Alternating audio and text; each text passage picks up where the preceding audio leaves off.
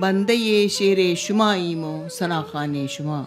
ما که در هندوستان هستیم از همیشگی و از سالیان دراز و قرون متمادی با ایران یک فرهنگ مشترک داشته ایم و خدا را شکر داریم و من یک خدمتگزار کوچیک زبان و ادبیات فارسی هستم اونجا و سعی میکنم که انشاءالله فارسی یه دفعه دیگه در هند رشد و گسترش پیدا میکنه. ما به امثال شما فارسی دوستانی که در هند سکونت دارید و هند از لحاظ تاریخی یک روزی در اوج قله زبان فارسی بوده، به وجود شماها و انگیزه های شما برای زبان فارسی افتخار میکنیم.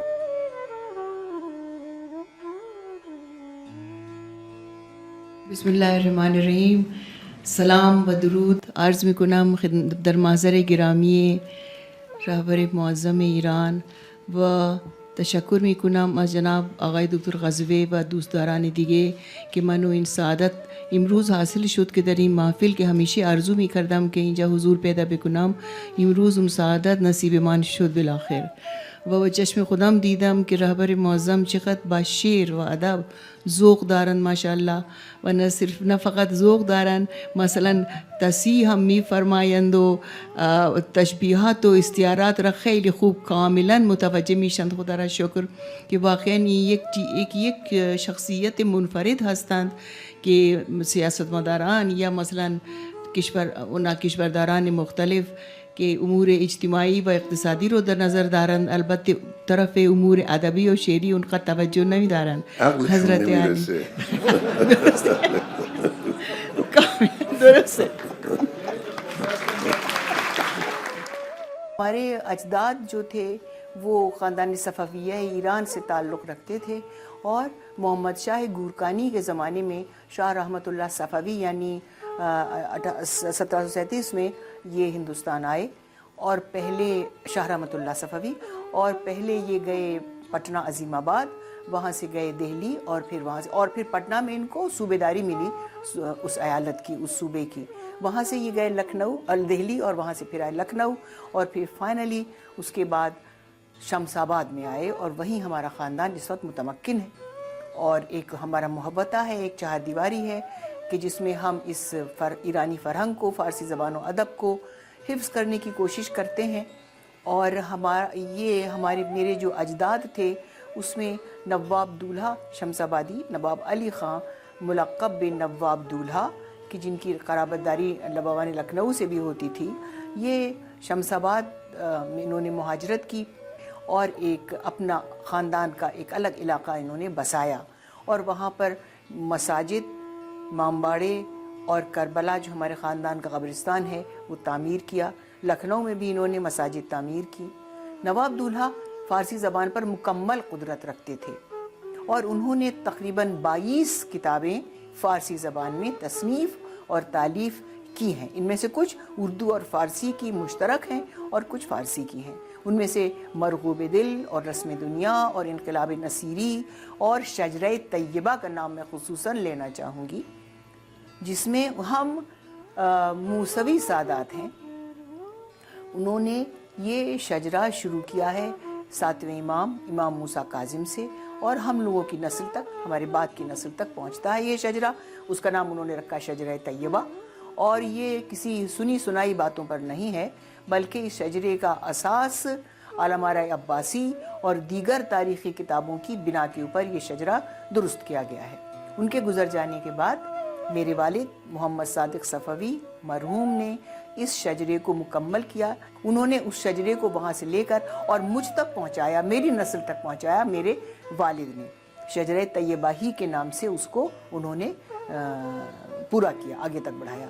اس کے علاوہ فیملی آف شمس آباد کے نام سے ایک کتاب بھی ہمارے خاندان میں ترتیب دی گئی ہے کہ جس کا اجرا اور افتتاح جناب آقای نبی زادہ سفیر ایران نے اپنے ہاتھوں سے فرمایا تھا اور اس میں اس جرنی کا، اس سفر کا خلاصہ دیا گیا ہے کہ کس طرح سے اصفہان سے یہ صفوی فیملی پٹنہ اور دہلی اور لکھنؤ ہوتی ہوئی آخر کار شمس آباد میں آ کر قیام پذیر ہوتی ہے۔ مادرم ہمیشه منو ناهید صدا میکرد، ناهید و پدرم آذر میداخت، دوتا اسم دارم، ناهید و آذر. در دانشگاه هم همه ناهید آپا میگن، ناهید اعظمی دخت کے خیلی چیزیں سے راسمی ہیں دیگه. The first time I met her was in our friend's ceremony, common friend. Normally people call her by the name Nahid Safavi. So this is the name I knew. After the first meeting, I kept on meeting her in the department. And one day I saw in a book in which the name Azami Dukht Safavi was written. I thought it's the name of the book actually. Then somebody told me later on that this is her name. Then I was really quite surprised because this name is not common in Aligarh. Then in 1981 we got married, and I went to at that time I was doing my PhD from Imperial College London, and she came with me to London. At that time I was living there, so I had some friends, not many but some friends, Indian friends from English friends and from other nationality also, and she did not know anybody. And later on, in matter of few months, she became very popular. I had so many friends.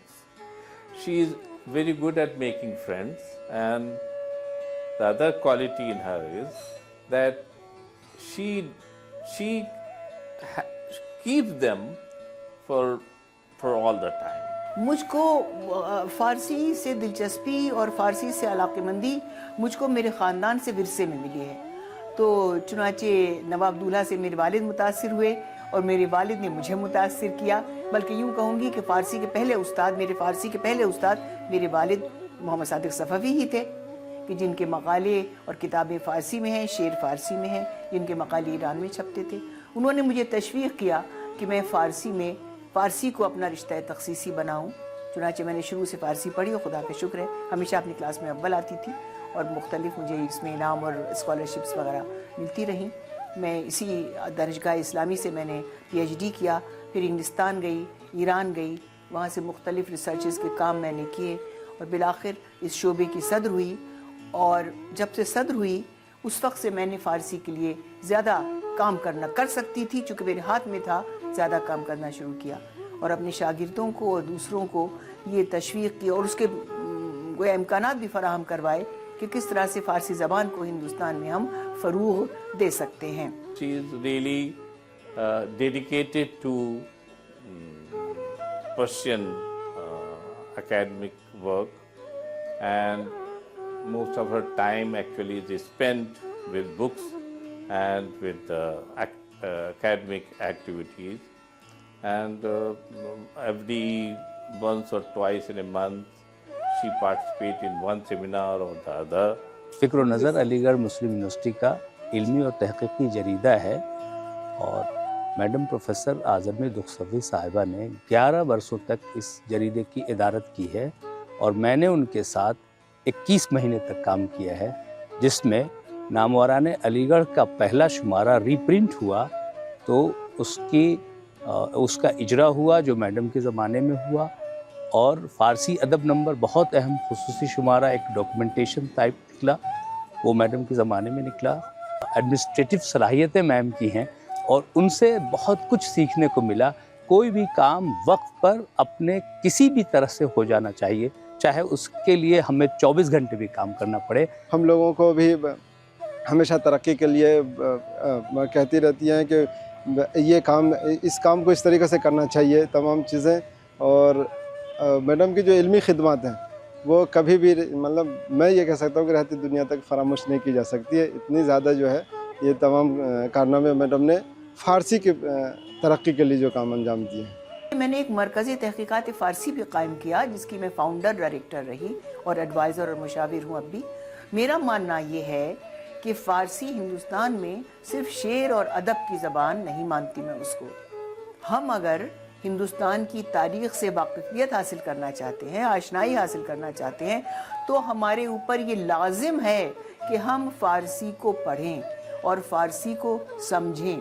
میں تو اتنا بھی آگے بڑھ کر کہوں گی کہ صرف فارسی کے طالب علم ہی نہیں، ہر ہندوستانی کا مذہب، ملت، فرقے، عقیدے کو چھوڑتے ہوئے ہر ہندوستانی پر کے لیے ضروری ہے کہ وہ فارسی پڑھے، چونکہ اس کے بغیر نہ وہ ہندوستان کو سمجھ سکتا ہے، نہ ہندوستان کی تاریخ کو سمجھ سکتا ہے، نہ ہندوستان کے کلچر کو سمجھ سکتا ہے۔ میں میڈم کا شاگرد ہوں، مجھے میڈم نے پڑھایا ہے اور میڈم کے ساتھ میں ابھی بھی تحقیقی کاموں میں مشغول ہوں۔ میڈم نے جتنے بھی مرکز کے فارسی کے بہبود کے لیے، فارسی کی ترقی کے لیے بہت سارے اقدامات، خدمات انجام دیے، اور میں یہ سمجھتا ہوں کہ میڈم صرف ہندوستانی نہیں بلکہ ہندوستان سے باہر بھی ملکوں میں، مثلا ایران وغیرہ میں بہت سارے تحقیقاتی کام جو ہے میڈم نے انجام دیے۔ خود یہاں مرکز میں رہ کر کے میڈم نے تقریباً 40-50 کتابوں کو ایسی مخطوطات جو مینوسکرپٹ ہیں جن کو ایڈٹ کر کے منظر عام پر لائی ہیں۔ فارسی، اردو، انگلش، ان تینوں زبانوں میں ان کو بہت ہی مہارت حاصل ہے۔ ان کا اکیڈمک ریکارڈ بہت ہی اچھا ہے۔ پڑھانے کے بارے میں تو میں خیر لوگوں سے سنتا ہی ہوں، ان کے اسٹوڈنٹس جو ہیں وہ مجھے بتاتے ہیں، اور میں نے دیکھا بھی ہے کہ پڑھانے کے معاملے میں تو وہ بہت ہی اچھا انہوں نے پڑھایا ہے، اور بہت اچھی ان کی ہر چیز پہ بہت اچھی پکڑ ہے۔ ایڈمنسٹریشن لیول پہ اگر دیکھا جائے تو وہ بھی بہت ہی اچھے ایڈمنسٹریٹر ہیں، ہر کام کو بڑی باریکی سے کرتی ہیں، کیونکہ ان کے پاس الفاظ کا ذخیرہ ہے، تو وہ کوئی بھی جو چیز، جو آرٹیکل ہو یا لیٹر ہو یا کوئی بھی چیز جو وہ لکھتی ہیں، تو اس میں وہ جب تک اس کی بالکل بہترین کوالٹی نہ بن جائے یا بہترین چیز نہ ہو جائے، جب تک وہ اس کو فائنل نہیں کرتی، ایک ایک کام کو کافی اچھی طریقے سے سمجھ کے کافی بہترین طریقے سے کرتی ہیں۔ ایران کے بعد میں سمجھتی ہوں، اور ملکوں کے لیے تو میں نہیں جانتی کہ فارسی کتنی ضروری ہے، ان کے لیے بھی ضروری ہے، لیکن میرے ملک کے لیے اور میرے کلچر کے لیے اور میری تاریخ کے لیے، یعنی ہندوستان کی تاریخ اور کلچر کے لیے فارسی کا علم ہونا میں بہت ضروری بلکہ لازمی سمجھتی ہوں، چونکہ اسی کے ذریعے ہم اپنی شناخت اور ہندوستان کی شناخت کر سکتے ہیں۔